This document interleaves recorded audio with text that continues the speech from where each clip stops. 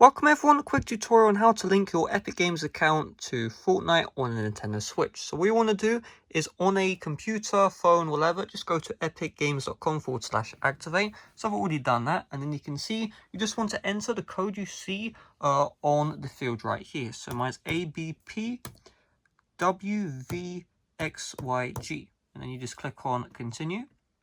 And now you'll be asked to sign in with your Epic Games account. So I'm just going to do this off screen because it signs in with Google. And when it comes to signing in with Google, I have my personal email there. I honestly wouldn't care if this was like something else, but personal email is linked to my YouTube account. Can't really show that. So you can see I've now successfully signed in with my account.